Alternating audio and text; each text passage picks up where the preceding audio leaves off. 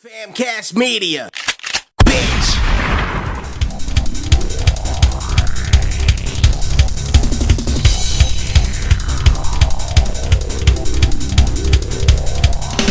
You're listening to From the Dungeon Podcast with Dee Rotten.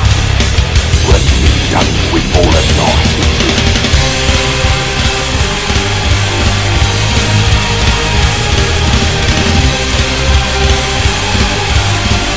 Your journey towards the dark side will be complete.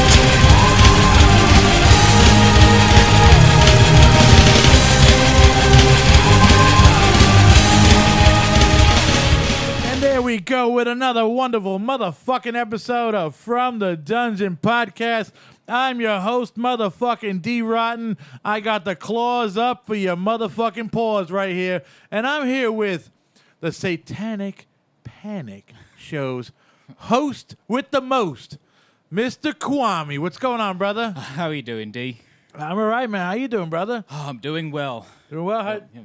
I saw you running down the block, man. Yeah, I got rid of my GPS that parking was limited, so I found the first spot that I could go, and then I'm walking the rest. You're lucky, bro. It's hard to find a motherfucking parking spot around here, man. It's here and anywhere, you know, especially in all the cities. So what's going on, man? How you doing today? Oh, doing pretty well. Just taking it easy, I guess you can say. All right. I can see I can hear your accent. Where you from, bro? Well, I was actually born right here in the state of New Jersey. Get the fuck out of in the here. United States. My father, he's English, Okay. and my mother is Italian and Native American. So, Oh, shit. Yep, I'm all international, I guess you can say. Oh, there you go. Oh, Native American, man. That's fucking dope as shit, man. Thanks. Yeah, I've been trying to lose it for a while because, you know, it makes me sound cold and heartless. Some people find it hard to understand, but... Nah, man. That means you're more American than motherfuckers that are American over here, bro. Oh, that's just my... No offense, Native Mile, you motherfuckers out there. Cocksucking bastards. So, you're from what part of New Jersey you from? I was around I guess you could say the Mercer County area. I was born in Trenton, grew up in Ewing, and Trenton? then lived most of my life in either Lawrenceville or Princeton. So. Trenton's pretty fucking tough, bro. Yeah. I drove down there once to get my birth certificate, bro, and I was fucking hit one corner, and I was like, "Oh, where the fuck am I, man?" Yeah, they're starting to redevelop the city a lot better now. So cleaning up a lot of the neighborhoods. All right, man. So motherfuckers, go back down the road. Well, actually, you don't have to go to Trenton. Anybody born in Hudson County don't have to go to Trenton no more. They got our birth certificates back. Oh, yeah. Yeah, we used to have to go down there. Somebody thought it was very fucking cool to sell blank birth certificates from 1971 to like 1985 or some shit like that. Oh, wow. And anybody who was born during that time in Hudson County had to go down to Trenton to prove who you were to get a birth certificate. Wow. That's a nightmare. That's some shit, man. Motherfuckers out there making a buck, bro, but making a buck the wrong way. Yeah. You know? But I will say this. One of the things I love about Trenton is the scene there. I had no idea that the metal and punk scene was as big as it really was. Really? Yeah, like if you go to, like, there's this place called the Mill Hill Tavern in Trenton. Okay. They have bands there almost every weekend. Holy shit. As there's another bar called the Championship Bar. That's where I've done a couple of reviews at. Mm-hmm. That's also another hot spot for metalheads and punks. Speaking of reviews, you have your own show. Yes, Satanic Panic with Kwame Wahkan. I guess you could say I started it off as, you know, kind of like a small little hobby, and it kind of grew into this big thing. I'm like, you know what? I really want to, you know, let other people know about these bands. I want to promote them as best as I can, promote their shows, show off their merchandise and their albums, you know. Because, you know, you don't really see that much on, you know, public radio anymore. No, you know, not that many stations will play metal and punk. It's all about rap and pop. Well, you got to be top 10, bro, to get on the fucking radio now, man. And I mean, you know, top $10,000 in their pocket, bro. Because, you know, I think it's all about greasing the palms now. Yeah, it totally is. They went backwards, bro. It's like it used to be about, you know, you found a cool band, you played it on the radio. If you were a DJ, you played it on your radio station. Now it's like, record labels are going back to the old, here's $10,000. This is the rotation. And that's it. If you really listen to it, every radio station around the fucking country plays the same fucking shit. Yep. It's always the top 100 and the top 50. And Yeah. And I think it's all at the same fucking time. I'm in a conspiracy right there, bro. It's like they're all like, if you hear like Britney Spears in Jersey, Britney Spears getting played in New York, Cleveland, all that shit at the same time. Yep. It's a fucking bad thing, bro. Yeah, money destroys everything. It destroys politics, and it's also destroying the music industry. Mm-hmm. Best way to do it is just remain unsigned and independent. That's why you always have a loyal audience. Yeah. Well, actually, tell us about your show. Basically, it's all about just independent metal bands, rock history, sometimes important topics. I try to try not to get too divisive, but if it's an important issue that's important to me or important to the metal community in general, then I will talk about it. So. Right. Do you have anybody on your show ever? Not any guest. I'm like I said, still in the, I guess you could say, the infancy stage. Okay. It's only been around for like about 9 or 10 months. 9 or 10 months? Yeah. Where do you do it out of? I do most of the recording in my den. Okay. Yeah, I have like a small den in there. I just set up a microphone to my computer and another monitor, and I just start recording. I like the way you do I don't know what they would call it, but I call the teared up VCR tape kind of feel. Yeah, like the Magnavox effect. Yeah, dude, that's fucking. I was like, oh, look at this fucking shit. Dude, this is fucking awesome. I was trying to be unique with it. I'm like, you're right. Well, everyone else is doing regular recorded videos. I want to have that that death metal, not death metal, but a black metal effect. Yeah. Have it in a completely black and white, reminiscent of the old school. Yeah. When I first saw it, man, I was like, man, I never seen a fucking filter like that before. I was like, is this dude like using some old school fucking Wi-Fi, like kind of like old equipment or hi-fi equipment or something? It actually takes a lot more to shoot my videos, with that old grainy effect than it does to shoot it in standard quality. I mean, I look at the file size, it's like 500 gigabytes. I mean, not 500, 500 megabytes for like a 4-minute video. Whereas I shoot it in standard quality, it's only 50. Holy shit. It's Adobe After Effects. It's really fucking dope, man. You're the only person out there doing that shit. Yeah, I'm like, I have to be unique. I can't be like the rest. So. Nobody better not be fucking ripping off the Satanic Panic fucking show. Cocksuckers out there. Yeah. So, are you really a fucking Satanist? That's another question I got for you. Yes. Straight up. I've been practicing it for, I guess you could say, 4 years. Okay. I started off with, LaVeyan Satanism. Mm-hmm. A friend of mine had introduced it to me over Instagram, and I'm like, I kind of like their ideology. I grew up, an extreme Christian, going to church every Sunday. I was raised in, a Baptist church. Then after that, I went to a non-denominational church, and I guess you could say around 2012, I started getting a little skeptical. Jesus had you moving, huh? Yeah. 2012 is when I started getting skeptical, and I'm like, you know what? If Jesus is God, how can he worship God? And then I noticed there was a lot of, hypocrisy going on with the church, hypocrisy going around with, a lot of, Christian politicians. So I'm like, you know what? It's best if I just, go my own path, figure out life for myself. There's some creepy fuckers, man. Yeah. There's some creepy fuckers. I mean, I'm not... Hey, you see some crosses on my walls and stuff like that, but that's just... The 2 crosses I have on the walls, those came out of my father and my brother's, what do you call that, fucking coffin. Oh, yeah. So that's basically that's just a reminder. None of the Jesus thing on. I don't believe in that shit. I kind of agree with like some of the stuff that Jesus says. I mean, to be honest, his Sermon on the Mount is something that I agree with. It's something that pretty much you would expect everyone to agree with. I think it's all a crock of shit. Yeah. I think it's all a crock of shit. I mean, loving your neighbor, things like that. Okay, great story. Yeah, okay. But that's just being a good motherfucking person. You know what I mean? You don't need religion to be a good person. Exactly. That's just like, you know right from wrong. To be fucking, you should be nice to people. Yeah. It's harder to be nice than to be fucking bad. Exactly. I mean, I try to tell people every day, you could be a fucking dick and it's real easy. Smile at somebody, bro, and tell them, hey, have a nice day.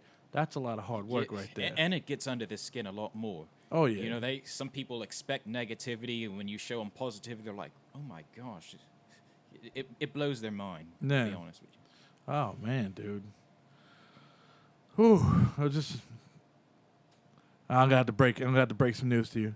My blood pressure's been going up and down today, so I'm just I'm just like, I'm not too jumpy. I'm sorry if I don't mean to work you up. No, don't worry about it. I mean, I shouldn't be fucking clawing it right now, bro. But I'm just like, I'm sitting here like, I'm trying to woosah. Oh, yeah. Woosah, you know? Well, I did hear that beer is supposed to calm you down. So there's lots of health benefits when it comes to beer. So my mom's like, oh, Keith, Kwame, why do you drink so much beer? And I'm like, well, you know, beer does have its benefits. Just don't overdo it. That does calm you down. These things, I like them, though, because they're 100 calories. Oh. Beer fucking, I don't know how many calories. Beer put a stomach on you. Yeah, I haven't really been counting the calories myself, unfortunately. I should though, but, because I consider myself a big health nut. You know, whenever I cook, I try not to fry. I try to bake. I try to broil. Yeah. Especially with my meats. Oh, man, you're following all the fucking steps. Yeah, I'm a nerd like that. Oh, man, nerd. Oh man, I try. Whatever's cooked. You know, I mean, if I cook anything, bro, it's either in the microwave. Oh, yeah. I don't even own a microwave. I haven't owned a microwave in almost 10 years, to be honest. Been cooking everything in the oven or on the stove. God damn, dude. Yeah, no, I could boil some fucking water. Yeah. You know, I could boil some water, but I mean, when it comes to all that stuff. Oh, I am expert at that, especially when it comes to, you know, exotic meats. One of the things I love is venison. You ever had it before? I had it once. I had it once. That's fucking deer, right? Yep, deer, elk, and I think moose is also. I had it once. My friend's uncle went out and they fucking shot a deer or whatever, and they came back and, hey, try this piece of meat. Okay, well, that's some great shit. What is this? You know, deer. I'm like, yeah, I know. Okay. I know people like sometimes Charlotte were like, oh my gosh, it's deer. I can't believe I'm really eating a deer. Or some people, you know, they frown up and make a scrunchy face without even trying it. It's like, dude, it's not Bambi, bro. I mean, don't get me wrong. I love deer, but at the same time, I really love deer. I mean, dude, it's like, you know what? It's you gotta look at it. It's the law of the jungle, bro. Yeah. You're gonna get mad at a fucking lion for fucking jumping on an elk? Exactly. You know, you're gonna be like, man, that was a good fucking kill. Yeah. You know, I mean, I don't fucking want humans to go jumping on an elk. You might get your ass fucking kicked. Yeah. You know, can you imagine fucking humans jumping like fucking? I'm not gonna shoot this deer. I'm gonna kill it, motherfucker, bare hands, some Rambo style. Yeah. Oh man, that wouldn't be a pretty picture. Well, although it would be funny to watch. No way, dude. Do you ever have any plans to like bring like people on your show, bands, or like expanding it or anything like that? I'm kind of in preparation of doing that. Couple of, you know, I'm trying to invite a few, you know, other independent metal bloggers on. Mm-hmm. I guess you could say I've been doing, you know, quite a, you know, off the camera interviews. Okay. I have that planned as well. So, all right. I mean, like I said, I'm still trying to get off the ground, figure out what the direction the show is going to be. I mean, the fucking show's great, dude. Oh, you I know, appreciate. The show is good, dude. I mean, I me. try. I mean, you know, I mean, I'm fucking out I was just watching one of your when I was watching that. That's why I wanted you on the show. When I was just watching one of your shows on YouTube, and I was like, you said the podcast name, and I was like, yep. Whoa, yep. whoa! I've been watching. I've been sharing on my own personal page as well. Yeah. You know, you got to help other people out, especially, you know, in such, you know, a small field like this when it comes to metal and punk. Yeah. You know, the community is small. We all have to have each other's backs. True. I was just on the couch, and I was like, man, I gotta get off my ass, dude. This guy just said, you know, I'm a show to listen. I was like, I gotta fucking start moving now, man. I was like, I was slacking off a bit there, man. You know, I was like, I'll take a week off, take 2 weeks off. Nobody's listening to me. Yes. Yep. You know, and then I'm like, I guess I'm nobody. I'm like, fuck, man. I'm like, shit, now I got some eyes on me, bro. I gotta fucking put out some more content and shit, you know? Yeah, I was just watching your other interview. What was that rapper's name? Bloody hell, I'm blanking on. I was just watching it like a couple weeks ago. Which one? It was the last show you did. I think he was a local Newark-based rapper. Cool Ty G? Well, Ty G 4 Stacks? Yeah, that's Ty him. G 4 Stacks. Yeah, as soon as you said his name, I'm like, all right, let me listen to his tracks. I'm like, you know, he's pretty good. I might have to do a review on him. I know it's kind of unorthodox for me to, you know, do a rap review. That'll probably shock him though, man. You know? Yeah. Because he's not like they're not used to like metal people, you know, checking them out and shit like that. You know? Yeah. But yeah, no. I knew Ty G 4 Stack since I was a kid. Oh. You know, I grew up hanging out with his brother, with his younger brother. So I mean, went a long way. Yeah, I know him when he was in the back of his room with his fucking little scratching on some fucking records and shit.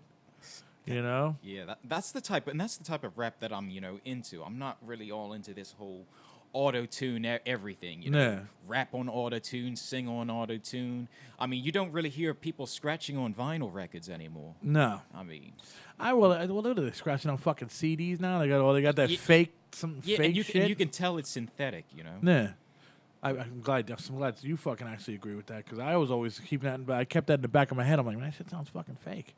Yeah, like they got the little CD thing. I'm like, sounds like a record. But you can kind of hear it jumping and cutting in certain places. Yeah. I'm like, it's totally digitized. I'm like, holy shit! But I man, mean, I still hold on to my turntables. I mean, I use my digitized ones sometimes, but only if I'm going for a specific style. Yeah. But I try to stick with everything, hands-on, everything acoustic. well, Ty G4 Stacks, if you're listening to this, bro, Kwame might review you, bro. I got you, man. I got you. Get. You're definitely going. You're definitely going on the Satanic Panic Show. Oh, that's fucking dope, man. That's fucking dope. I can't wait. Who's the last band you actually The last band I reviewed was, I think it was Hex. Hex? It was it's a New Zealand-based band. Oh, I guess you shit. could say it's like a witch rock / witch punk band. It kind of got reminds. that? Yep. Holy shit. I first heard about them on. I'm not sure if you saw my video on Blank TV shutting down. Well, thankfully, it came back. Okay. So they were able to get all. Yeah, I remember all you the- were fucking ripping. They took it down or some shit. Yeah, I'm not sure why, because they didn't really say. I don't know if it was copyright reasons, but at the same time, Blank TV got permission from all the bands to re-release all those music videos. I'm Okay. like, so it definitely can't be copyright. It must be YouTube messing up again. But Well, YouTube's a fucking. I mean, I don't like putting it on there, but it's I'm looking for an alternative. As soon as I can get an alternative to YouTube, I will definitely I find mean, that. people do the whole like I tried Twitch. People do Twitch, and I mean, the only other alternative I could think of is if you buy your own .com. Yeah, And- or BitChute. I heard BitChute is starting to get popular. Oh, really? Yeah, basically a lot of accounts that have been terminated by YouTube. I guess you could say grassroots journalists, independent journalists, are all moving over to BitChute. now. Anybody who's not fucking famous from Hollywood. Yeah, They're basically. I remember YouTube was they were like I would go there to find out about aliens and stuff and like that. they're cracking down on everybody, conspiracy theorists. Yeah. I mean, don't like for example, Alex Jones. I'm not really a big fan of Alex Jones, but my thing is I consider myself a free speech absolutist. Yeah. You got to let everybody speak. If not, then you're going to get George Orwell's 1984, and you have mass censorship. And people were laughing at me. They were like, "Oh, how can you support a guy like Alex Jones?" And then what happened? YouTube started cracking down on them, deleting their comments, restricting their videos. Yeah. And I'm like, it's the snowball effect. It happens to one, it's going to happen to everybody. Yeah, dude, it's like they're just fucking like a lot of the content I see now on fucking you. They try to make you watch like what the president's saying, Yep. or what's going on with this person, that person, or like now everybody in Hollywood got a YouTube channel. They're all fucking podcasting and this and that. It's like I don't want to watch that, bro. I want to watch fucking He-Man. I want to watch this. I want to see a guy like there's a guy on there who talks about fucking Justin Curry. He talks about fucking toys. He-Man's 80s toys. G.I. Joe, He-Man. I want to watch that shit. But I can't get them on my news feed because it's clogged up with all this other fucking bullshit. I hate it. That, I don't like this new algorithm YouTube has. No. It's a lot of, like if you're not fucking, like, oh man, I hate it. I know somebody who does YouTube, and it's like they're cracking down on, like he's saying they're cracking down on so many people so hard because you got to be like you got to be fucking. Basically, they're getting it's what were we talking about before? Like, fucking radio stations. Yeah. They're getting Yep. money under the table. and It's shit. all about the Benjamins, unfortunately. I remember the glory days of YouTube back in 2007, 2008, when people would just make videos and they would just go viral. Now you have to pay a certain amount of money and get a certain amount of ad revenue and then be family friendly. Yeah. I mean that's the reason why I'm trying to watch my tongue because I don't want your videos to be demonetized. And they would never monetize. You need over 100 fucking 100 fucking likes or subscribers to even fucking put your name as the URL. Yeah, that's what. I didn't like that. I mean, what the it wasn't fuck? like that before, but You know? yeah. So it's like, dude, I don't curse all you fucking want. You know, I mean, I don't fucking care. I mean, what? I mean, you do your show. Does it have Patreon or? No, PayPal I mean, or- I thought about that. You know, but I mean, like I'm just like, you know, I'm just like, I don't want to ask nobody for nothing. You know, I'm like, as long as I can fucking keep it up, I'll do it. Oh yeah. You know, because I'm like, this is still just only a hobby. You know, it's like, I mean, the only thing I say is anybody, if you want to buy T-shirts, go on TellingThreads.com and buy one of my T-shirts. Oof. You know, they're all fucking originally, like, I think them up in my head and boom, that's it. But the Patreon thing, though, I see a lot of people doing that. But I'm like, they all got like thousands of fans, dude. Yeah, you know? like, I mean, I was thinking about it, but I'm like, you know what? I mean, as long as I have a job, I'll just fund the Satanic Panic Show myself. Exactly. And plus, you know, I'll always have a camera. I'll always be able to, you know, buy new equipment. You know, when I feel I need new equipment. Yeah. Other than that, you know, I wasn't planning on monetizing any of my videos because I just want people to know the bands. I want people to know what's going on. Have they fucking like a lot of times they copyright strike me with a lot of the music I put up, and like just say like, okay, I tried to get cute on one of my videos and I played like a Limp Bizkit song. Could not be watched in the United States. What? Banned me from the United States unless I took Limp Bizkit off my podcast. Wow. I was like, what the fuck? Oh man, these copyright things are getting ridiculous. I mean, Seriously. that's one of the things that I did. That there's certain ways I use to get around, you know, the copyright thing. Like the theme song to a lot of my band reviews is, you know, Slayer's "South of Heaven." But you know what? Great minds think alike. I thought about that when I wanted to talk about that with you. I had a podcast. It only lasted like one episode. one episode. But it was called Johnny and the Douche. It was me and my boy Johnny Riffs. And that was our fucking intro song. Oh man. Oh. Like, what better song to choose than South of Heaven, Exactly, you know? dude. I'm like, that's like the greatest fucking song to have for an intro. I mean, when you hear the beginning, because I remember when they played, that was one of the first songs that they played when I was at their final tour was South of Heaven. You know, you play the beginning riff, that gets everybody in the mood. But it's like, I think, did you slow it down a bit though? Like, did you tweak it a little bit? Well, I actually had to play it myself. I had Get to the take. fuck I took. outta Yep, here. I just took one of my guitars. I plugged it in. Recorded it using Audacity. Okay. And I just did it layer by layer. I first did the guitar, then I did the bass. As for drums, I mean, you saw the keyboard I had in the Yeah. background. I used the synthetic keyboard to make the drum sounds. Holy, And then I put a filter over it to make it sound like it came off of a vinyl record. I thought you fucking slowed Slayer down. I was like, how the hell did he go in there and tweak it? Yeah. And like, I thought you warped like the fucking like, you know, whatever, like little fucking, what do they call that shit? What do you know, like the dynamics or something? Yeah, something like, you know, the waves or whatever. I thought you went in there and fucked up the waves and put one wave up. I was like, dude, this guy fucking, holy shit, man. Yeah, I just decided to, you know, record the whole thing from scratch. I mean, I have all the instruments except the drums. Yeah. But, you know, I could always substitute the drums with, you know, samples or the keyboard. So. Dave Lombardo, you want to come over his house, bro, and lay the drums down for him? Come on, man. Yeah, I mean, I was planning on, you know, releasing, you know, a couple, you know, original songs, but haven't really got the time to Are you do in any that. bands or anything? I see you play instruments. What instruments do you play? Guitar, bass, keyboard, banjo, and Because I see you got a BC Rich, right? yeah. What Rich do you got? Which one? That one is that one I think is unbranded, I believe. That one's custom made. Oh shit! So yeah, majority of the instruments I own are custom made. Like the bass that I have, it's similar to the I don't even think I showed it on camera.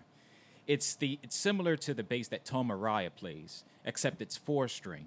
Okay. And believe it or not, it took me a while to track that bass down. Holy Because I shit. couldn't even get it in the United States. And Yeah. I had to get it imported from the UK and then have them bring it to the United States. That's how rare this bass is. Holy shit! God damn! Just to find one of his fucking like it's was it like a copy or like It's it's kind of like I guess you could say an off-brand replica, but that company no longer exists. oh shit! So How the hell did you find it? Amazon. I was lucky to find it on Amazon. Wow. It wasn't even on the United States Amazon. It was on the UK Amazon, and I, like I said, had to get it imported through customs. Holy but shit. I plan on maybe doing a review of it because it does have a lot of similarities between the Ibanez. Yeah. So have you played in any bands or anything like that, or? I filled in for a few. There was this band called the Lawrence Township Lions. Okay. It was like it wasn't really a long band. I guess you could say it was only around for like about a year and a half. Okay. And then they ended up breaking up. They all went to college and whatnot. But Sounds like a high school like fucking like band and shit. Like it was just all of us from high school. And then there was another band. I guess you could say it was a rap type band called PBC. Okay. Well, the long name of it is called PBC Hair because we thought it sounded funny, and we basically we would rap or sing about anything. Okay. There was this one rap we did about Oreo cookies. Another rap we did about fried chicken. Oh my Another God. rap we did about painting your car yellow. we just rap about random topics, and I basically played guitar for them. So. All right. Do you play any clubs or anything like that, or? We played mostly at school functions and stuff like that. Okay. We had this, basically every month we had this thing called the Coffee House. Mm-hmm. And my band would always sign up for the Coffee House. And we would always get, the laps around the school because everyone would post it on YouTube and they would basically go on and on about it. Okay. It was kind of got me a little bit of popularity when I was in high school. Oh, fuck. But That's fucking dope. I haven't really done anything recently over the past few years. Just mostly independent stuff. Trying to practice a lot more. Mm-hmm. Learn a lot more chords. How did you find out about my boys Erciyes Fragment? Oh, that now. That caught my eye too. I was like, oh shit, he knows To these be guys. honest, today is actually the anniversary when I first met the band. Oh shit. Yep. I had gotten an invitation from another band called, what was it, Debauch Beauty. There was this woman that I've been friends with on Facebook for years. Her name was Monique. Okay. And she sent me the invitation. She was like, oh, well, I'm in a band. If you guys are in the area, come support me. I'm like, oh, my gosh, you're doing a show in New Jersey, so I definitely have to check this out. Okay. So I had gotten a longtime friend. I'm like, hey, you want to go to this band with me? And they're like, all right. So we go to Dingbats. Oh, shit, And that's that right was- around the corner. Yep, Dingbats over in Okay. Clifton. Yeah. Yep. And that's exactly they performed literally right after Debauch Beauty. Okay. So after that, I was immediately hooked. And I think the next show I saw after the Erciyes Fragment was their show at the Blue Room. And then I think Giovanni, he gave me a free ticket to his next show, which is back at Dingbats. So his next show back at Dingbats, I was there. I met the entire band. Got some merch, everything. Oh, they're So- fucking cool, but their keyboardist is sick though. Oh, that's one of the things that I notice a he's lot. is sick. Their keyboardist stands out, especially in their song "Coulrophobicon." I'm not sure if you heard of it. I have all of them, dude. You have everything. Actually, you know what? We're gonna take a break right now, and we'll play that song for you guys right here. Let me see. Here we go. Yeah, that's one of my favorites. I call him. I know it's. I know I say the name wrong. What, I say Erciyes Fragments, but I think I'm pronouncing it wrong. yeah, I'm not sure if I'm pronouncing. Sometimes I say Erciyes, sometimes I say Erciyes, but yeah. Now, would you say the name is Coulrophobicon, I believe. Yes, that's another. Geo fucking writes these shits, bro, that I can't pronounce. Oh, well. Like I told him that, dude. I was like, "Yo, can you write a song that I could pronounce, bro?" Because I can't pronounce your fucking song names, dude. I'm just gonna be like, it's track 1, track 2, because I can't never pronounce his fucking songs, dude. All right, man, we're gonna play it. Can you say the name again? Can you say the name again of the song? Coulrophobicon. Coulrophobicon. This is the Erciyes Fragment. You can get this off of Bandcamp, iTunes, wherever you can fucking find, Spotify. Yeah, definitely check out their Bandcamp. It's really good. Here we go, motherfuckers.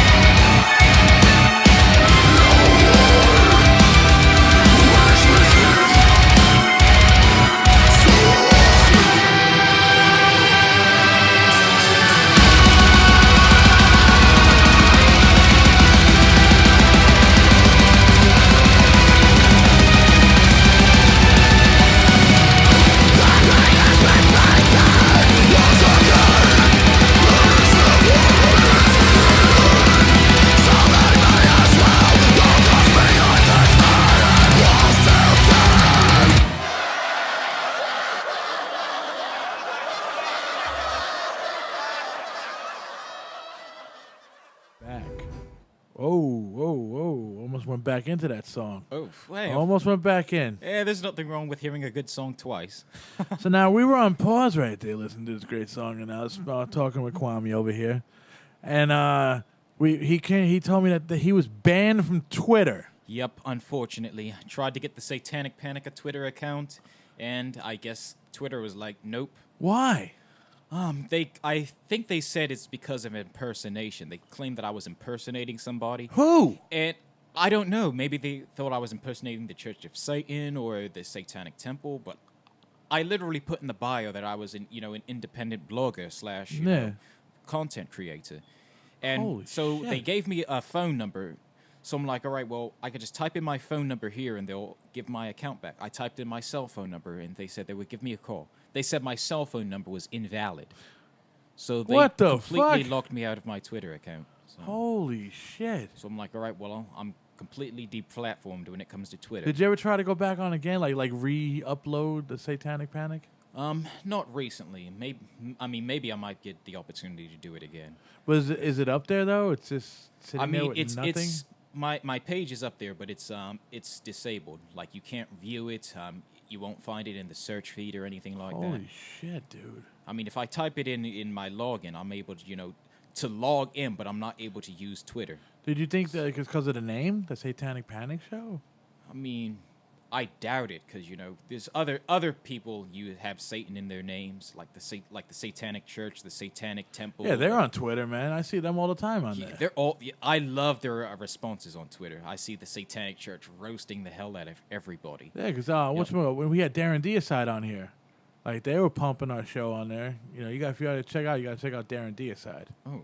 Yeah, he's another dude on that came on the show. He's, him and Ethel, they do the wedding funeral. They're big on the whole Satan thing and everything like that. I don't want to try. I don't know how to not like trying to say it politically correct. I'm trying to be. Oh. Hey, you don't got to be politically correct Okay. around me. All right, I have really thick skin. They're Satanists too, right?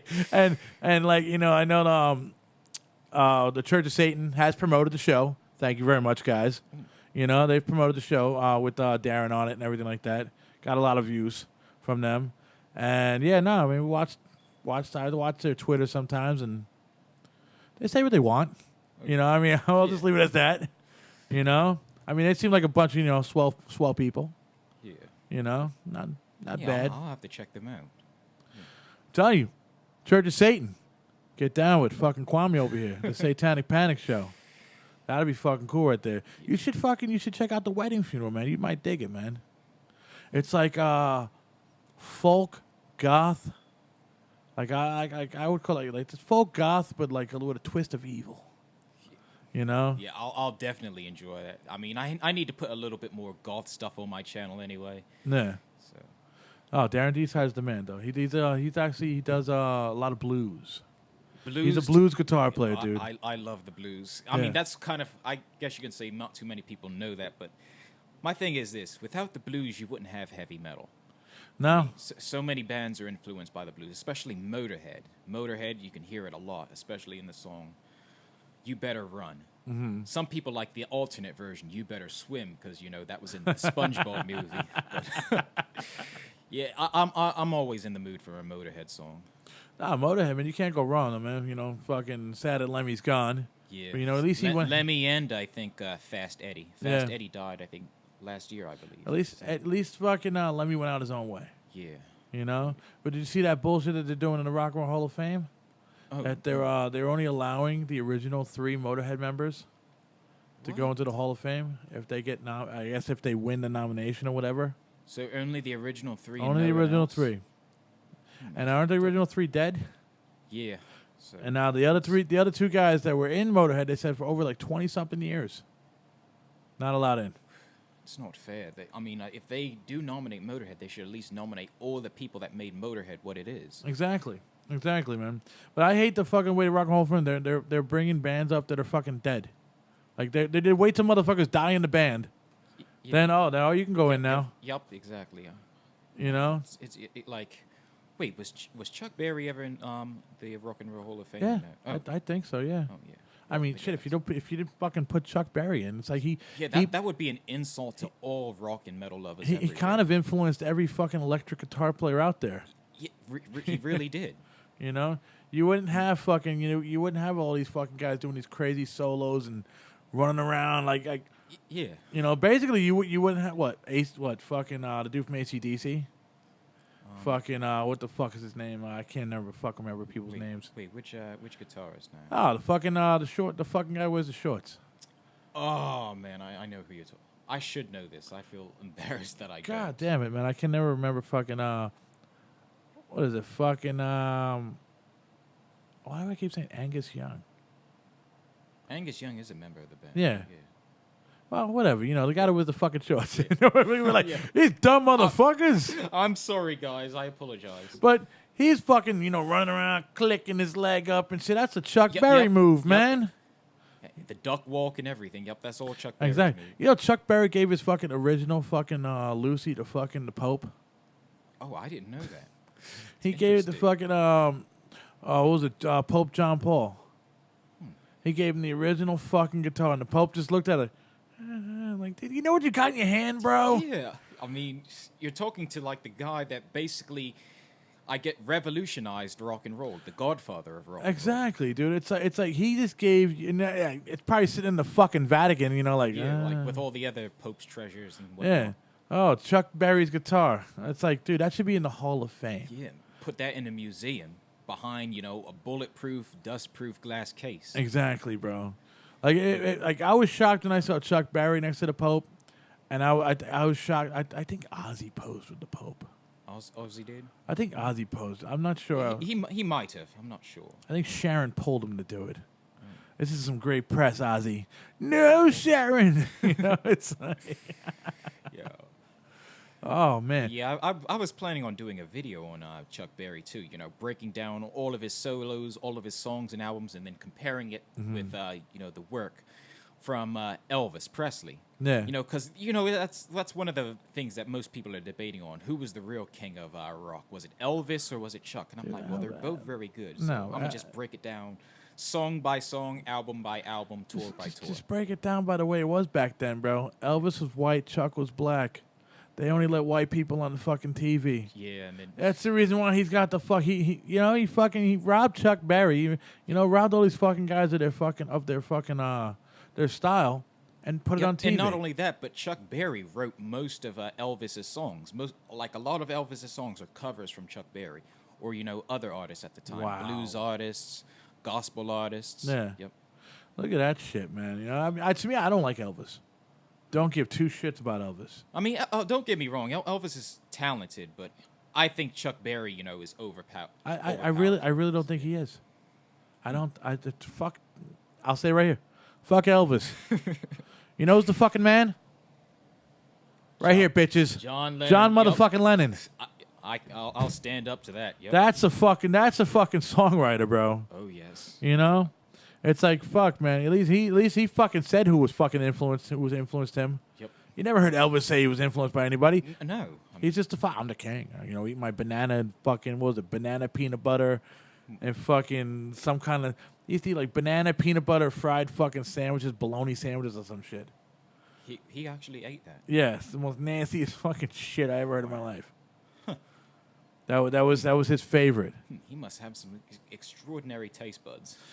It's fucking gross, bro. It's like, man, you got all that money, bro, and you're going to eat fucking banana, peanut butter, and fucking bologna sandwiches? Sounds like something out of a comedy movie, like a Little Rascals movie or something. Exactly, dude. It's like, dude, how fucking high were you? Oh, man. That you crave that shit. Oh, man. Oh, my God. It's like, was McDonald's around then, bro? Could have got a cheeseburger or some shit. Oh, man. I don't even eat the McDonald's cheese. For some reason, the cheese tastes really weird. I don't know. I guess I'm not a fan of American cheese. I don't like it. I don't like yellow cheese. Yeah, I'm not a fan of give me sharp cheddar, provolone. Yeah, cheddar is good. Swiss. Provolone, mozzarella. Yeah. Let's see. Asadero. What else do I eat? Pepper jack. There's times where I can literally eat the cheese right out of the bag. Pepper jack's the fucking shit, man. And I'm like, oh no.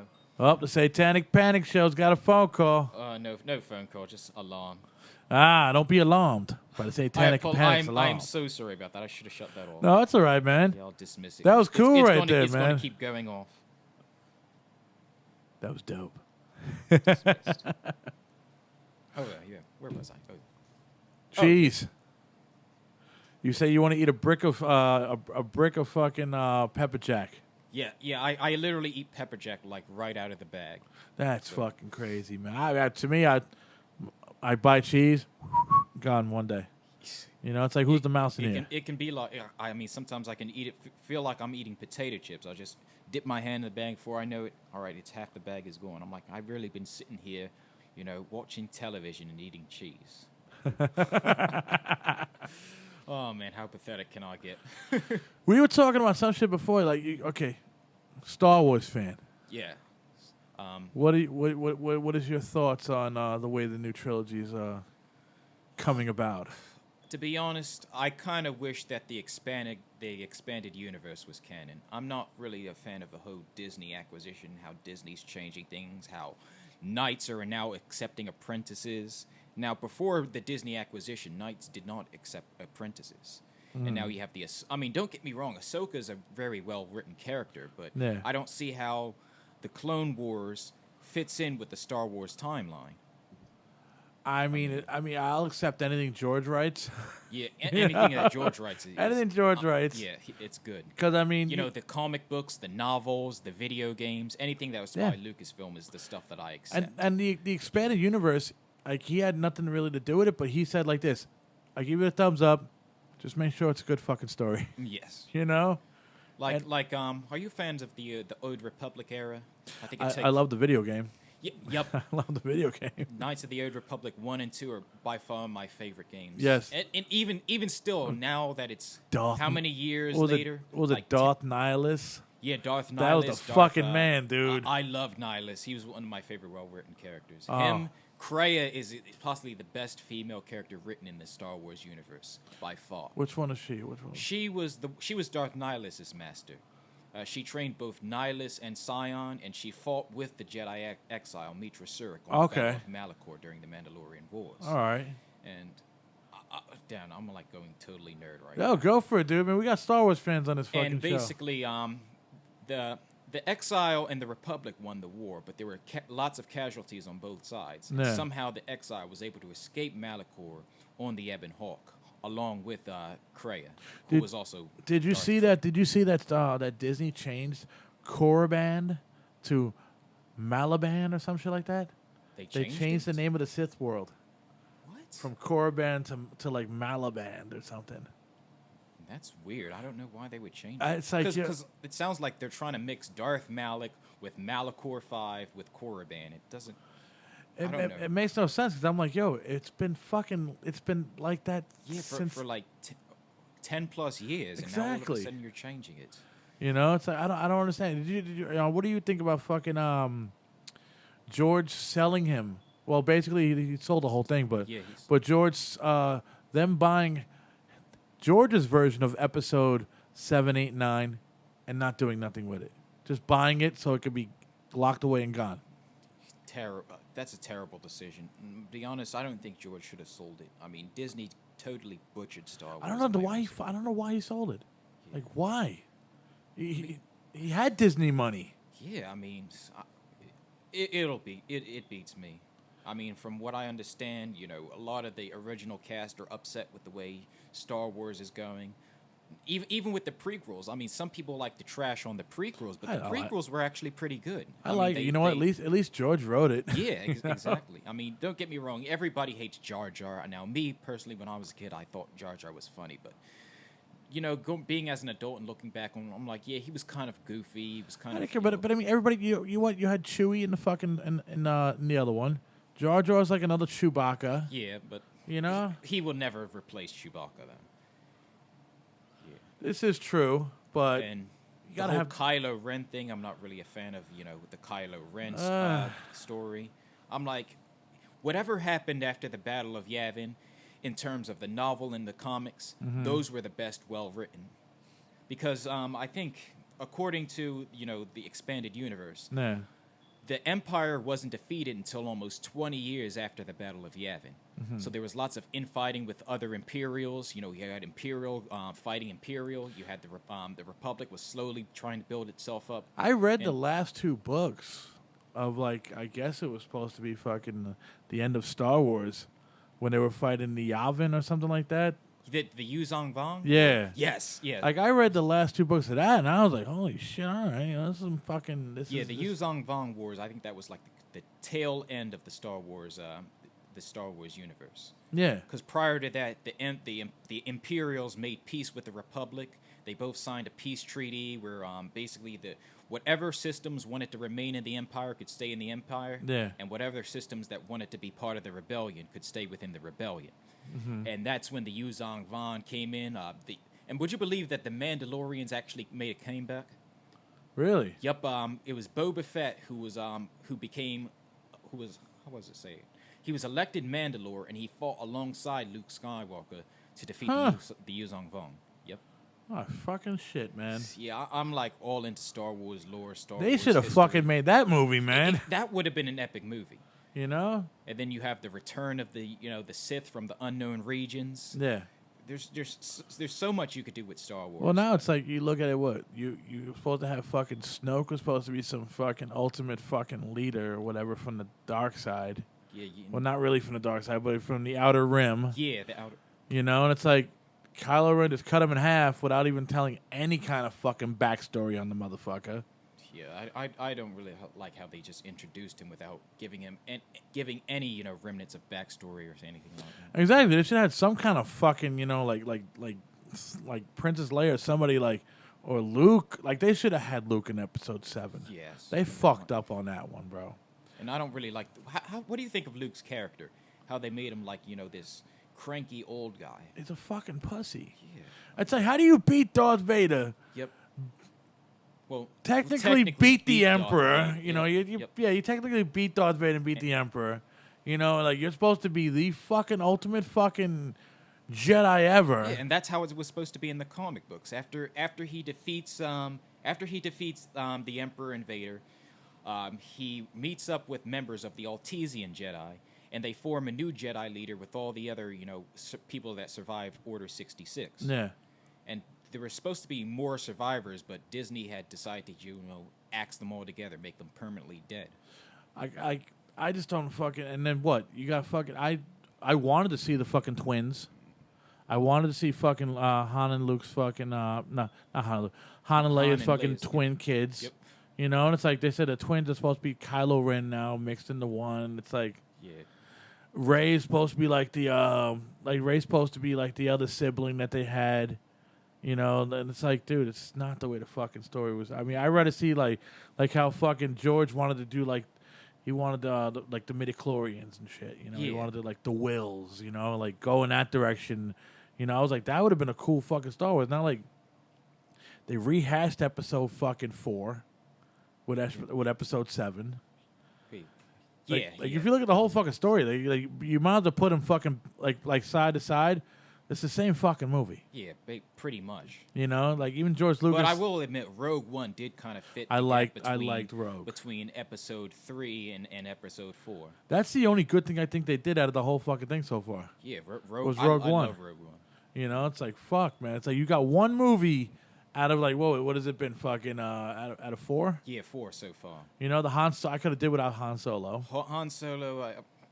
I heard mixed reviews about it. I will admit I didn't see Han Solo. It's on Netflix. I watched it. It's cool, but you know what? I could have lived without knowing about fucking how he fucking what the fuck is this famous saying? Fucking how the Carillion run in 12 parsecs or some fucking shit. The Kessel Run. Yes, the Kessel. Yeah. I could have lived without knowing about the Kessel Run.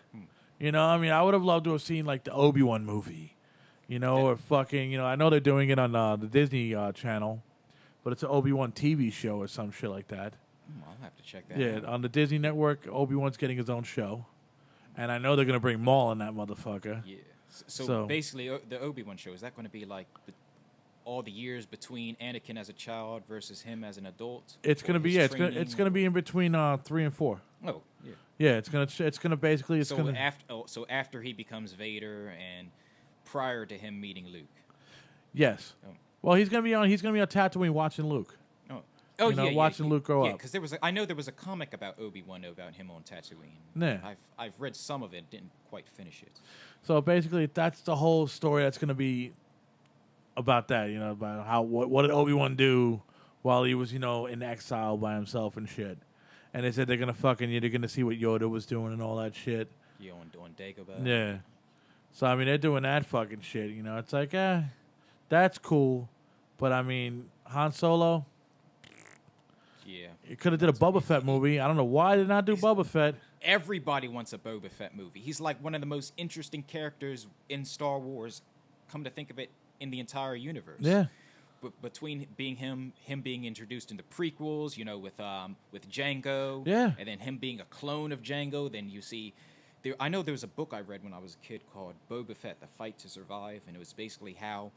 After his father died, he was given a list of people to contact and people to see. One of those people was being Darth Tyrannus, who was, you know, Count Dooku. Okay, yeah. And he found out who Tyrannus was and tried to tell the Emperor. I mean, it's a really good book. Holy shit. Let me really tell the short Emperor, even though the story. Emperor knows everything that's going on. It's like... He was playing both sides from the beginning. Oh Had a my. public position and a private position. You Yeah, know? exactly. What do you think about Palpatine coming back in this next one? Well, it is kind of reminiscent of what happened in the comic book, so I'm a little, you know, curious to see how that's going to turn out. Yeah. Because I know Palpatine made clones of himself, so whenever he was slain by Luke or another Jedi, he would clone himself and then come back again. And then what happened was, I think 2 of his apprentices went rogue on him, and then they ended up destroying all of the clones of Palpatine. Then Palpatine was able to kill them off. I never finished that story arc either. Did you hear how they fucking they're saying that it's like Palpatine survived the fall down in the fucking into the Death Star?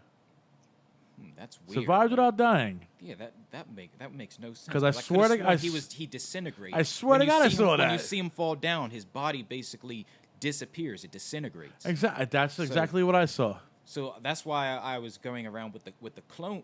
I started to believe it with the clone idea when I was reading the comments about him being cloned. They took his memories and transplanted them into a body of a younger Palpatine. Well, the actual original Palpatine is in Episode 9.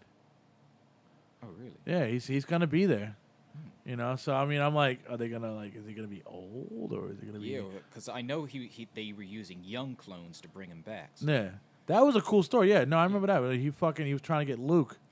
He was trying to get Luke to turn to the dark side, and for a moment, Luke did turn to the dark side. But he was able to turn back light. That was a fucking cool. That was like, if you would have. Oh man, dude, there's like so many different Star Wars story so arcs. Much the expanded universe is just so big. It's hard to even talk about it in one day, let alone one podcast. I don't. What the fuck is going through Disney's brain, man? Yeah, I mean they have so much material to work with, so many movies, things that they could turn into movies and video games. Like, I mean, don't even get me started on the Star Wars Coruscant game. There was supposed to be a Coruscant game. It was supposed to be similar to like Grand Theft Auto, where you play as either Boba Fett or some other bounty hunter, and you're going through like the lower levels of Coruscant, which are crime-ridden and infested. They canceled the concept for that game, so that game will never be released. What the fuck? Oh, are you excited about this new Star Wars game coming out? I mean, I saw it. What was it? Jedi? What's it called? Fallen Jedi or something like that? Yeah. That does look pretty interesting. That's the only game. Reminds me of, from the way the gameplay wise, it kind of reminds me of Force Unleashed. Those are the fucking best. To me, those are two of the best fucking Star Wars games ever, bro. I'm like, I still have them. Yes, same. Like I'll catch myself. I got PS3 and whatnot. I still have the physical copies. Exactly, Never dude. getting rid of them. No, I was like, fuck, dude. This is like I remember when I got it, bro. I was like, I don't know what fucking word to use, bro. It's like I'm Darth Vader's fucking apprentice. Yeah. I gotta go around killing motherfuckers. Yep. You know, like what was that plan? Raxus Prime, where they built the replica, the Jedi Academy, and they had like robotic that motherfucker version. Was hard, man. Oh man.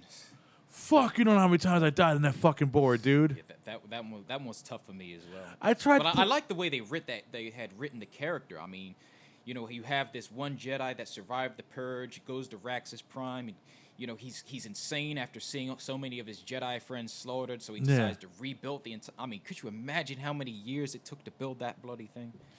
Dude, I tried beating that motherfucker on, like, extra hard. That little mother... That cocksucker's... You can't beat him, dude. You can't beat him, bro. I mean, I remember just barely beating him with only, like, a little bit of health left. Yeah, exactly. Not to me, that was on easy. Yeah. You know, it's like, oh, fuck, man. But fucking, no, the new Star Wars game, I think it's going to be fucking... A lot of people are like, why can't you just fucking give us like a whole... It's whatever they give us. Yeah. You know, I'm not going to sit here and fucking cry about, like, you know, fucking, I want this, I want that. It's their shit.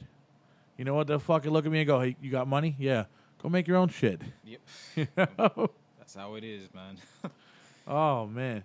What are your plans for fucking the Satanic Panic Show? Plan on, you know, still doing a few more, you know, reviews, doing a few, I guess you could say, rock and roll documentaries. Okay. You know, analyzing songs from, you know, past artists.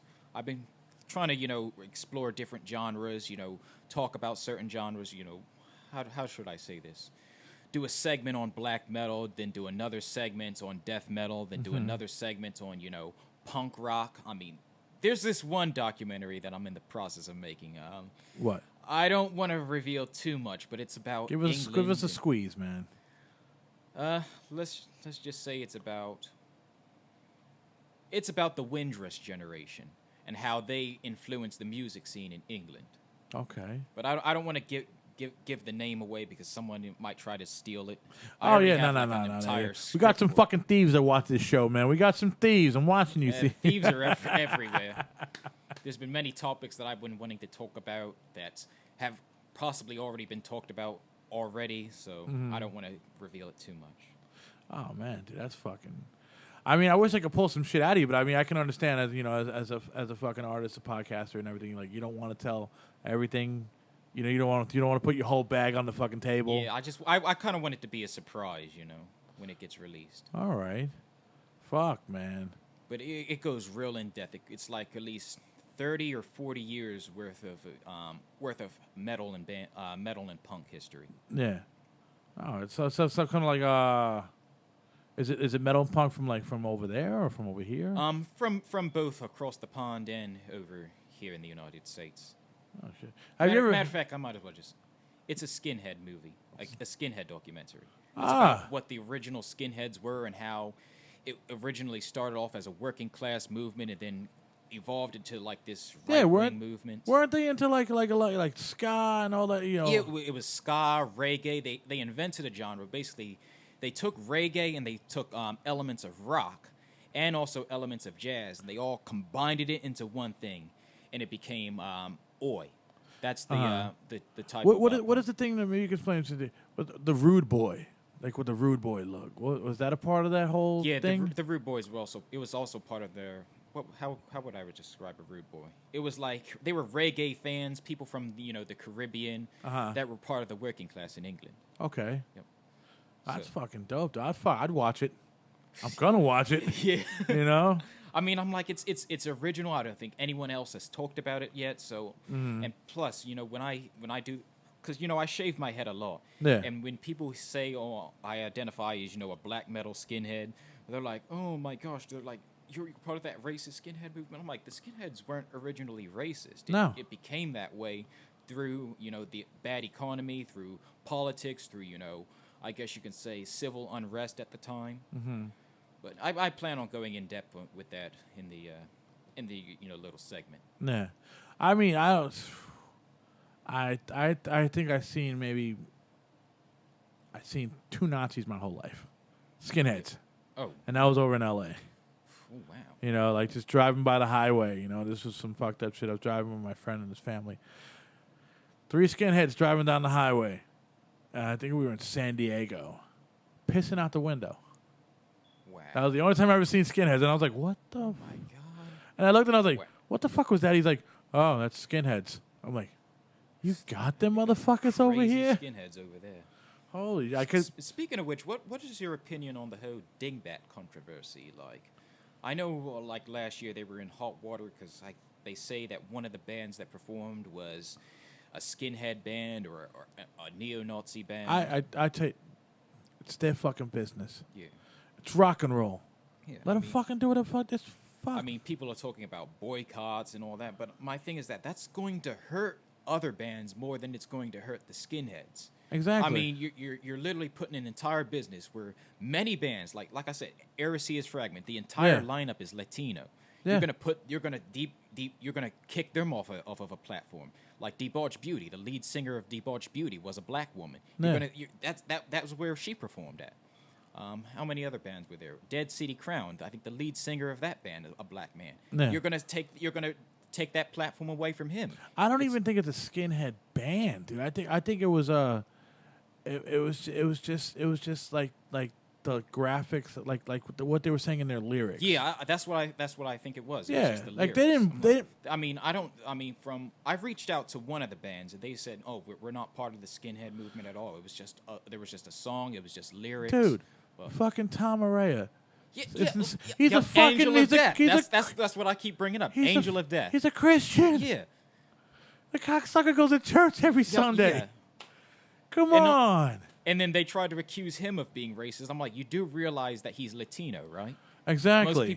Most people are like, oh, well, he sang the song Angel of Death, and he sang quite of other songs, like the song Guilty of Being White. People listen to that song, but they don't understand the lyrics. No. It was originally written by Minor Threat, which is a punk band. Exactly. And the reason why they wrote the song was to that combat racism. Ian MacKaye, right? Yeah. Yeah.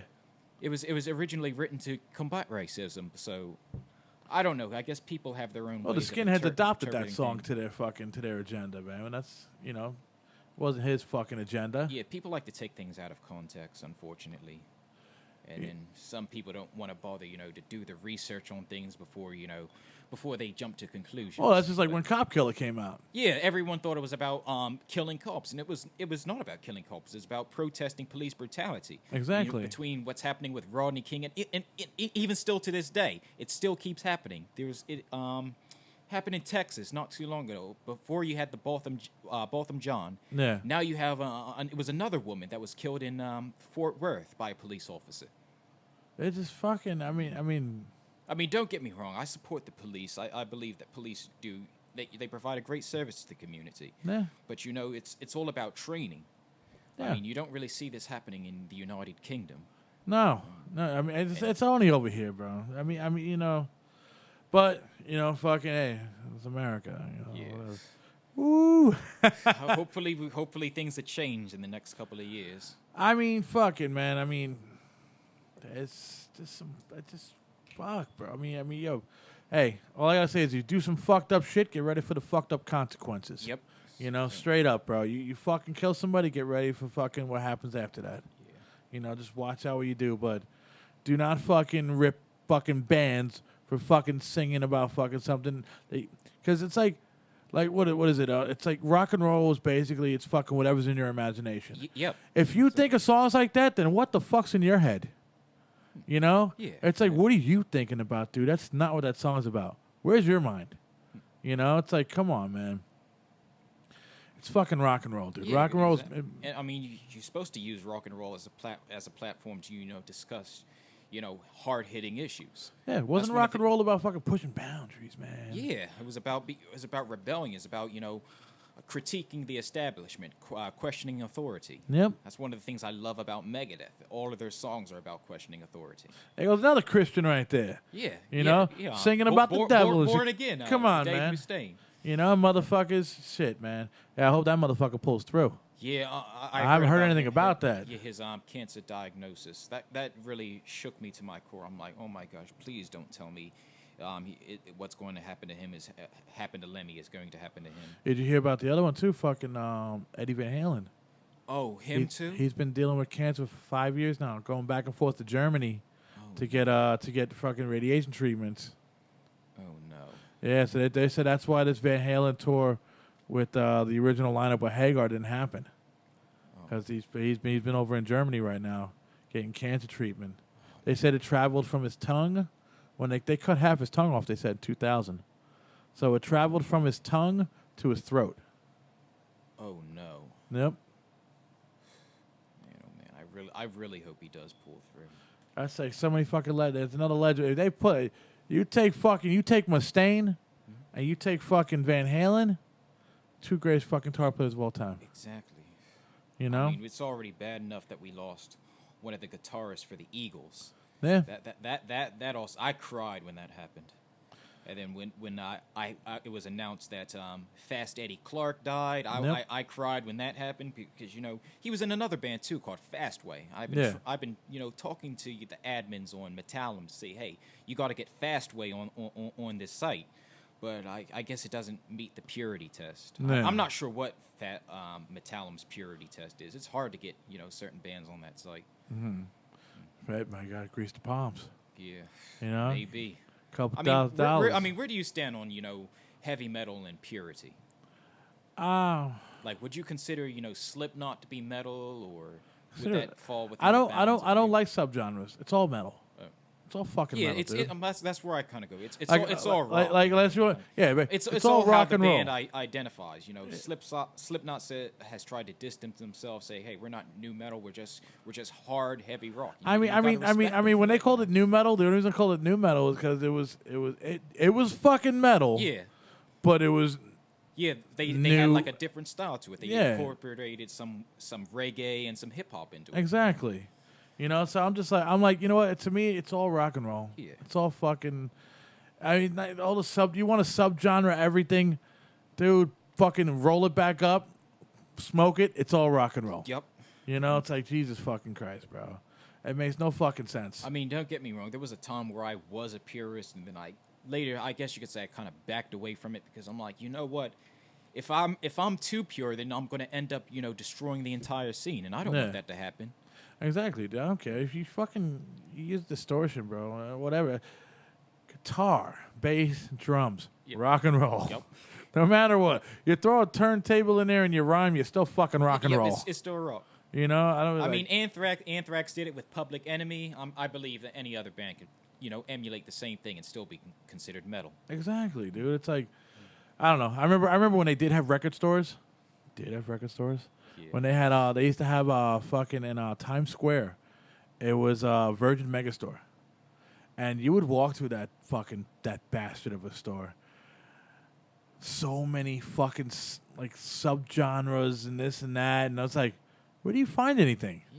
Yeah. It's like this rock, rap, R&B, country. Yep. There we go. All right, now where am I going? No, you got to go. Because it's even worse if you're a band that does multiple genres. Like, for example, IAT. They do black metal and they also do progressive metal, and they sometimes dive into death metal. But where would you put them at? Would you put them in the black metal section, the progressive metal section? I just put no. It's all metal. Exactly, dude. I'm glad fucking watch the what the fuck is that documentary from Banger TV, whatever. I think his last name is Dunn. He did that documentary about fucking the heavy metal documentary. I don't think I've seen it. No, he did a heavy metal documentary. Where he broke down metal. Then he also did a fucking. Wait, is that documentary where that huge chart come from? Yes. All right, yes. Maybe I might have seen it. I might know what you're talking about. That motherfucker, man, he broke it down. But I mean, like I said, you roll it back up, smoke it, rock and roll. Yep. Shit, man, fuck. Ooh, I'm fucking winded right now. Oh, I'm sorry. Kids, take care of yourself out there. It's just so exciting, so many things to talk about, so many interesting stuff. So what else do you do besides the Satanic Panic Show and all that stuff? I do some gaming every now and then. I'm big on Minecraft. I love building things. Okay. I mean, I was a huge Lego fan. I collected all the Lego sets, especially like the Star Wars stuff. Oh, I play them. I play the Legos video games. That's his. Like Lego Star Wars, I'm hooked Lego on that. Lord of the Rings. Hooked I love all of it. All of it. I'm waiting for next year. They're coming out with the all 9 movies on Lego, on the game, and you got to fucking play all 9 movies. And I'm like. Suit me up, and I'll sit here for a month, and I'll do it. I'm ready for it. I need to finish playing the Lord of the Rings Lego games. I tried to dabble in the Lord of the Rings. I heard they're hard to get because I think they stopped producing them because I think there was like a licensing issue that had something like that. Expired, I mean, I just stuck with Star Wars. Yeah. I just stuck with Star Wars Lego games, man. I was like, to me, I was like, I tried Lord of the Rings. I tried fucking Jurassic Park. You know, a lot of them. I mean, for me, if you're not fully into the movie, you're not going to be into the game. Yeah. You know, and I'm more in love with Star Wars than Lord of the Rings, Jurassic Park, or Indiana Jones. Indiana Jones, or the Lego movie, or any of those motherfuckers. And I mean, what got me more is like, Star Wars was the first one I was actually fucking talking. Yep. I freaked me the fuck out when I was like, no more beep, bop, boop, boop, stupid shit. It's like these Lego fucking games are talking to you now. Yeah. This is awesome, bro. You know, I was like, fuck, man. It's like, the first one I played was when they, what was it? They fucking came out with episode 7 on Lego. Oh yeah, I don't think I played that one. Like I played the first 3, which was what am I thinking? It was the Phantom Menace, the Clone Wars, and Revenge of the Sith. Yeah. The original trilogy, I played through some of it. I never.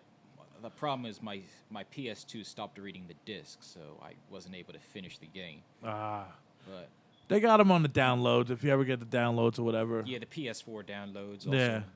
But I mean, I've played Star Wars Legos 2. I played that one to the finish.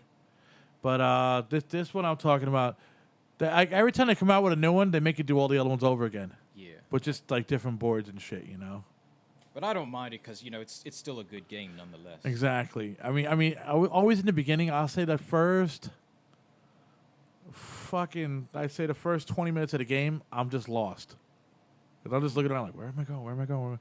It takes about like 45 minutes of game time to actually like fucking, okay, this is that, this is the, you know, it's like, I don't know, it's like, they make it, to me, like, they make it a little complicated in the beginning until you start getting your groove into it, you know? Yeah.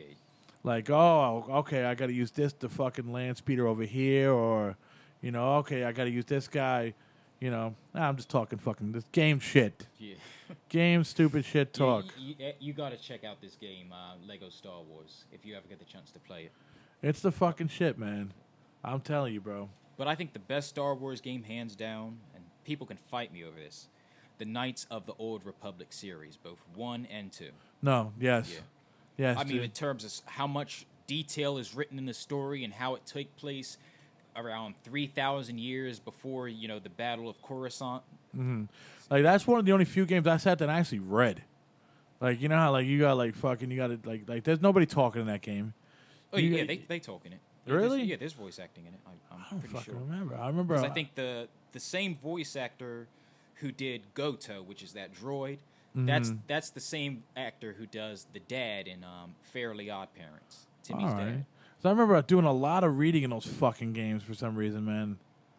Like, yeah, because there are some situations where you have to read, because sometimes the droid would beep, and then at other times you have to read the bottom text. Yeah. And then there's some characters that don't talk at all. There's some characters that speak in Huttese or some alien language. You try to get those games now, dude. They're like a couple $100. Yeah. You know? And even like, the PC versions are still quite pricey. And like motherfuckers are putting those shits in fucking like cases and grading them and shit. And like 9.8. It's like 9.8. Well, you don't think I'm gonna open that motherfucking box and try to play that shit? You know, it's like, geez. I was looking up a fucking game the other day, Zelda, the original Zelda for Nintendo, in a box, with the manual and everything. Yeah, graded at I think it was like a 9 point something. The motherfucker wanted $20,000 for that shit. Whoa. Yeah, NES games are pretty pricey. I'm like, dude. If you think that's pricey, try pricing out Earthbound, which is for the Super Nintendo. I'm not sure if you played it. I know. Super Nintendo came out. I was actually I was starting to learn how to rock in bands, so I was fading in and out, like watching my nephews play that stuff. Yeah, I wouldn't blame you if you haven't played it, because at the time it was getting bad reviews, even though it was a very good game. Yeah. I think the Angry Video Game Nerd had done a review. You watched that motherfucker too? I've been watching the Angry Video Game Nerd since like 2011 or something. Oh, that guy's awesome, man. Channel. Holy shit! I even rewatch a lot of his old videos because they never get old. You never get tired of them. I saw the one where he he got the most rarest Nintendo game, which was like Nintendo World Championship Yes. or something like that. I was like, what the I was like, this guy's the shit, man. Yes. He's funny as shit, dude. I don't know.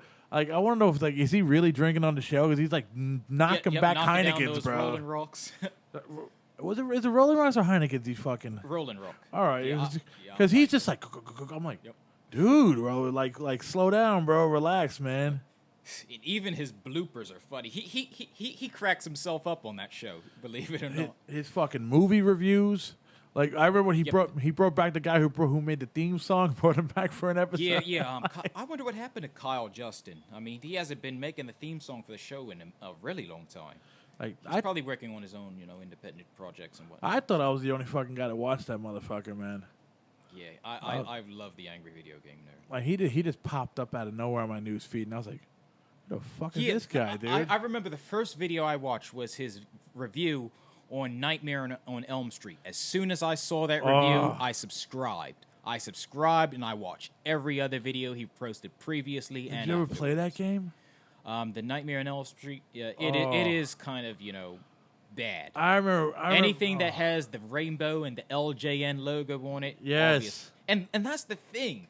LJN doesn't even make the games. They just publish them. I'm like, how the hell does everything with that logo on it turn out to be bad? They were making I'm a wrestling guy too, and they were making all the wrestling games back then for Nintendo, and they were fucking horrible, bro.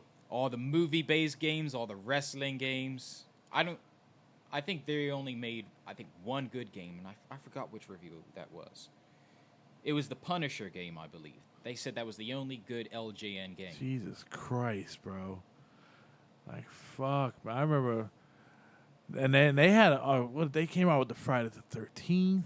Yeah, that was Like, a confusing game. I tried playing it on a ROM. Let's just say I didn't do quite I good. beat that game, but I had the fucking the big Nintendo controller that slowed it down.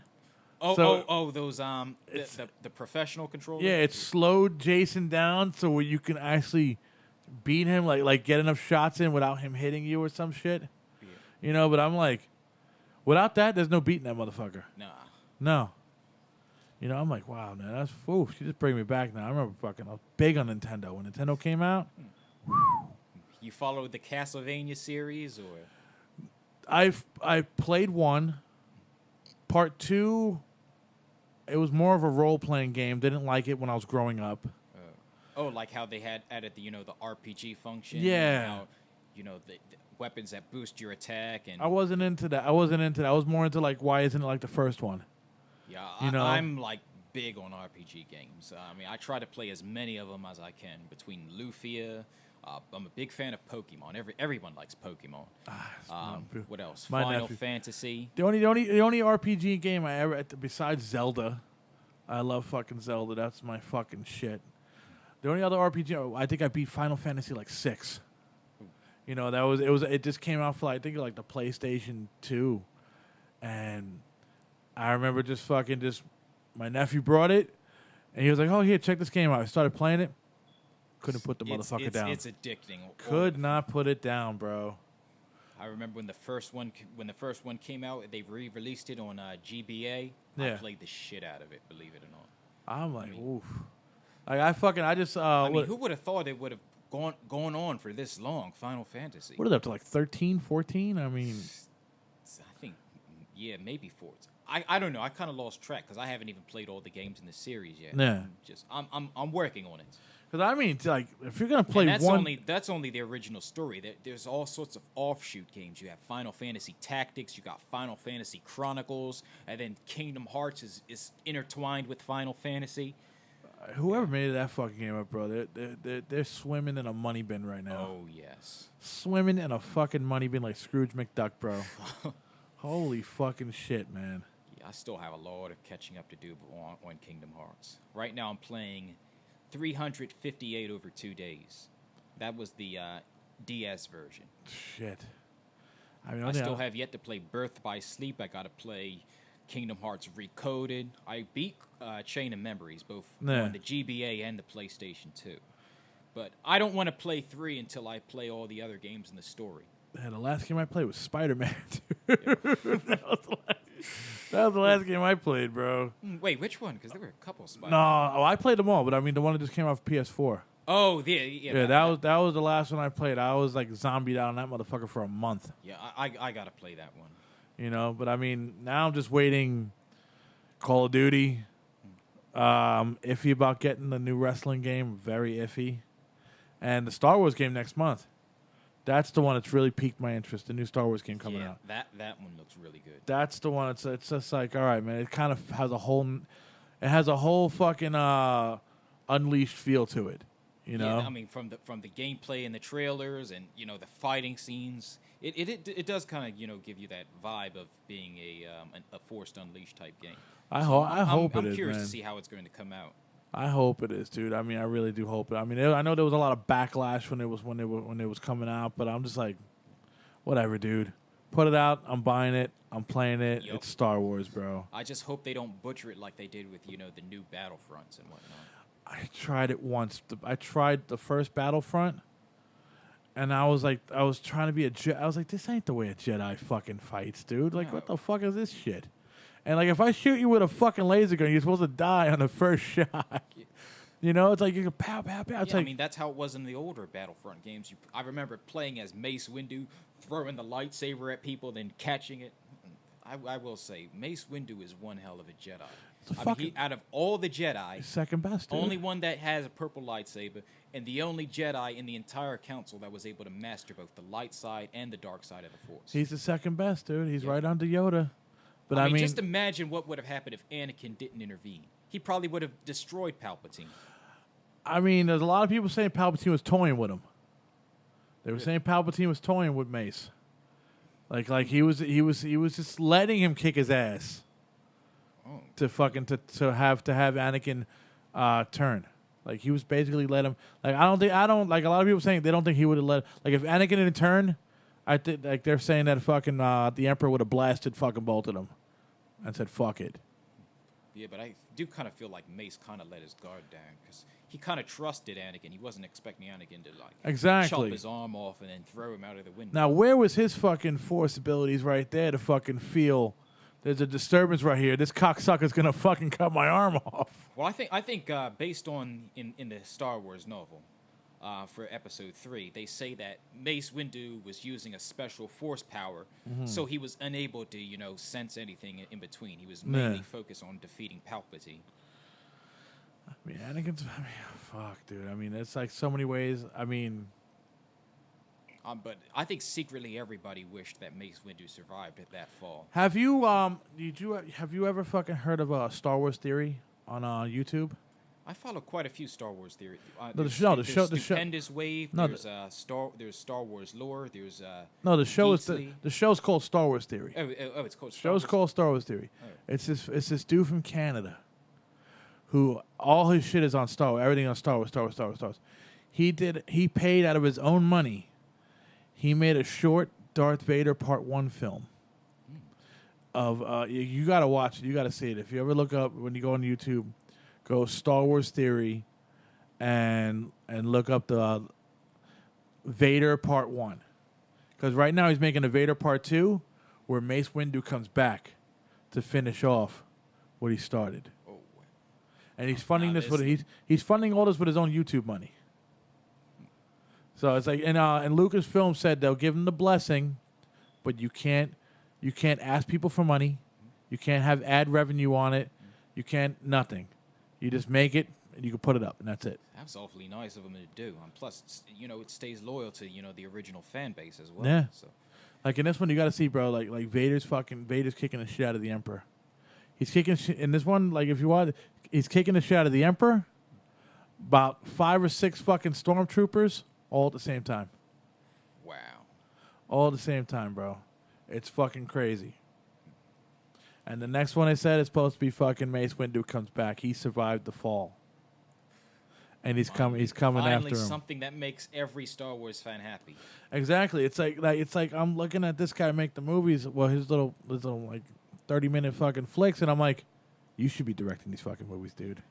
You know? Speaking of which, I know this is a little off topic. Have you seen the crossover with Star Wars, Star Trek, Halo, and Mass Effect? No. So, there was this one YouTuber that made a crossover between all four of the video games. You got Han and Leia and the Millennium Falcon. You got Commander Shepard, and somehow they were able to get the original voice actor to be in the project. Okay. You got Halo, and you got Captain Keyes and Master Chief, and then you got the crew of the original Star Trek. Okay. And they're all fighting all the enemies on the other side. So the Klingons, the Geth, the Empire, and You know what that reminds me of? Somebody who made a fucking they made a cartoon where DC and Marvel, the heroes are fighting all the villains in one cartoon.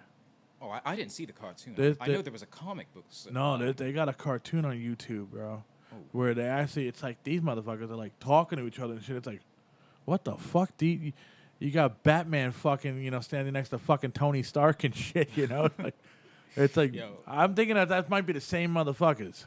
Because if that's the case that they made that, it might be the same people that made this one. Yeah, I forget the name of the channel, but yeah. I'll probably post it up on the page tonight. Oh, do you post it? I'll watch that fucking shit, man. But I don't want to keep you. I think we've been fucking rocking this shit for about almost. It feels like about 2 hours. Yeah. Wait. What time is it? I think we lost fucking track of time here. 7:16. Oh man. Yeah. Don't let me keep you too long. Plus, I don't want to tell everything on one show. I mean, you can invite me back anytime you want. Oh, dude, definitely. I would love to have you back for fucking my radio show.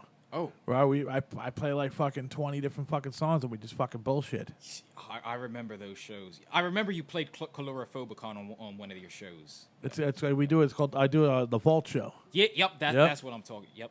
That one, bro. I fucking dude. When I do a Vault Show, man, I'll call you back on that motherfucker, man. I would appreciate it. But what do you got? So what's the future plans? What do you got, man? What do you got, bro? I know. I have like at least scripts for 5 or 6 bands so far. They range from many different genres. Some of it metal, some of it punk, some of it soft rock and emo. Okay. There's a few news segments I want to get about. Like Gary Holt has been on fire. Literally every day I see his name in the newspaper. Gary Holt? Gary Holt from Slayer and Exodus. What the fuck's he doing? He does a lot of, I guess you could say, commentary. I mean, some days he's some days he's posing with other. Oh, he's other very rock vocal. stars. I see. Very. I mean, it seems like every day I go on a metal blog, all I see is Gary Holt. Gary Holt says this. Gary Holt says that. Nah. But You there's don't so care. much. I've even fallen behind. Don't bite your tongue, Gary Holt. Don't bite your tongue. Yep. Keep talking. I'll always have content. There's also a few, serious topics I want to discuss about what's going on in the metal scene between, between goth culture and punk culture. Like it's not often every day you meet a black person that's into goth. So I want to share a few stories. Okay. Give a new perspective on everything. All right. Anywhere where they can find you at? All the platforms that are besides Twitter? Besides Twitter, I got the Facebook page. I got Satanic Panic with Kwame Wahkan on YouTube, and I also created an account on Black Junction. So it's I guess you could say it's an independent social media site. They have Black Junction YouTube, they have Black Junction TV, and they have Black Junction social media. But I've mostly been active. Are you on SoundCloud or anything like that, or iTunes or all that stuff? Not SoundCloud or That's iTunes. Something I should something though. You should get in on, man. It would just be hard to do that because I do a lot of visuals in the in my. I mean, videos. for your audio stuff though, like for your reviews. Yeah, like my reviews. I'll think about doing a SoundCloud. Because I mean, jump on all the like I said, all more platforms you're on, the more someone's gonna see you. Yeah, I mean, I'm trying to get as much exposure as I can. Help these bands out. Exactly. The more you're on, the more they're on. Yep. The more your word is spreading. Yeah, speaking of which, I still got to get back to reviewing that other album. I Am the Trireme released a new album. It's been reviewed a couple times by heavy hitting bands. Yeah. I want to get a shot at this. Plus, my review on that was my first review. I guess you could say it was possibly one of my shortest reviews. So I plan on going in depth when I review their album. Oh man, you fucking put them out there, bro, man. Yep. Put them out there, man. And they're local too, so I mean, if you want to hit them up. You should. Oh, they're Jersey local? Yeah, I think they're from. Yeah, some of the members are from New Jersey. Some of the members are from Pennsylvania. So yeah. Always that mixture of Jersey and Pence. Yeah. I mean, when I go on their website, when I go on one of their Bandcamp, one says Pennsylvania band. The other website says New Jersey band. So. There's a fucking divide. There's a divide. Yep. Always a divide between good friends. Yep. All right. Well, you know what? Remember, folks, this podcast has been brought to you by the Famcast. You can check us out on Famcast, the group page, Famcast on Instagram. You know, you can find From the Dungeon Podcast anywhere you want, bro. Fucking, we're all over the joint. We're even at your mom's house eating dinner. You know, fucking slipping back on some fucking cough syrup. But thank you, Kwame, for coming on the show. My pleasure, mate. Thank you very much, dude. I know you traveled far, bro, but thank you, man. It was a blast being here. Next time you're on, bro, I'll have my fucking shit prepared, my pressure regular, and you'll get the regular Dee Rotten, bro. Not the fucking the half and half fucking Dee Rotten over here. Nah, you went pretty good this interview. Man, I feel like fucking what do you call that?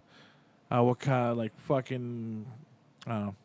I feel like a piece of shit. Like a zombie. Yes, there you go, dude. I say that all the time. I'm like, I feel like a zombie when I get up. I feel like a fucking zombie, bro. I mean, I could have been fucking rocking and rolling, you know, dipping and swerving, you know, over here, but I'm always like, yeah, you know. But next time, we will fucking bring it back. But I'm gonna fucking leave you motherfuckers out there. You're gonna like this fucking band. These are my dogs from fucking over from L.A., bro. It's the Human Extinction. These motherfuckers are hard as fucking shit, bro. This is their fucking song, Martial Law, man. You can fucking pick this shit up anywhere, bro. Anywhere you want, bro. I'll have to review them. SoundCloud, fucking, yeah, dude, you gotta review the Human Extinction, bro. They're fucking hard, bro. Think of it. I think I might have heard of them before, but yeah. You might have heard of them? Yeah, I might have heard of them. Well, if you didn't hear them before, you hear them now. Oh, yes. This is the Human Extinction with Martial Law, bro. Dee Rotten and Kwame. All right, stay metal, everybody. Stay metal, motherfuckers.